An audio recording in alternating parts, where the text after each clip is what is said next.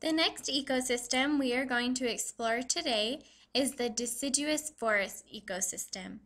This ecosystem can be found in the Great Smoky Mountains of the western United States.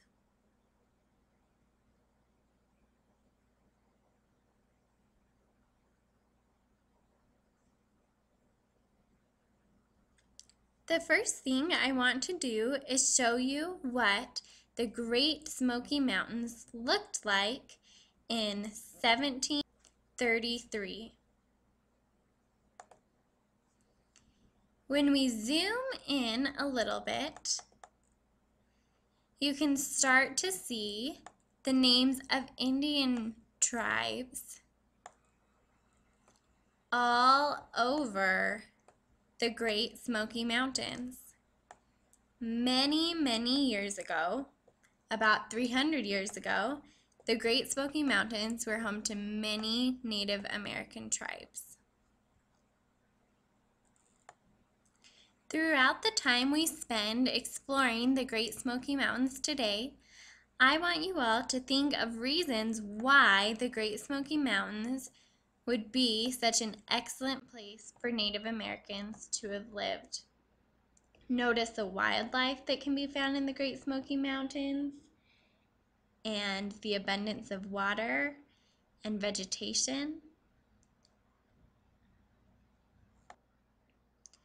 Now we are going to zoom back out so that we can take a look at the elevation of the Great Smoky Mountains. I am going to run my mouse along this pathway I have created that extends from the very tippy top of the highest of the Great Smoky Mountains all the way down to the ocean. As I use my mouse to follow this pathway, I would like you all to notice the very bottom of the screen right here where it says elevation, and then right here it says 300 and however many feet, 200, it keeps going down. So we're going to start at the very top of the highest Smoky Mountain right here. It says that the elevation is 3,793 feet. And we're going to watch the elevation slowly go down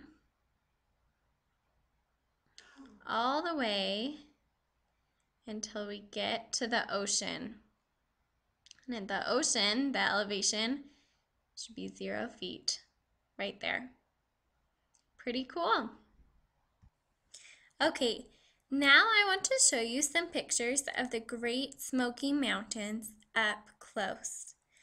One of the things that makes the Great Smoky Mountains a deciduous forest is that its trees change colors in the fall and then completely lose their leaves in the winter.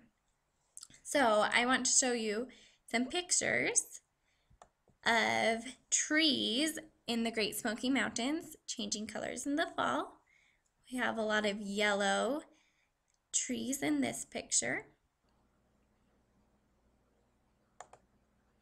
In this picture, we see some red colored leaves. And then winter slowly begins to hit. You see in this picture, the tree is starting to lose its leaves. And then pretty soon, as you can see in this picture, the leaves on the trees are completely gone. This is the last picture I want to show you before we leave the Great Smoky Mountains. This barn looks very unlike the tents we saw in the Sahara Desert. This barn looks like it would keep the animals very warm during a cold winter. The Smoky Mountains do get very cold during the winter. Why do you all think that the Great Smoky Mountains would be a good place to farm compared to the Sahara Desert? One of the reasons I thought of was that farmers need water for their plants to grow, and water is far more accessible in the Smoky Mountains than it is in the Sahara Desert.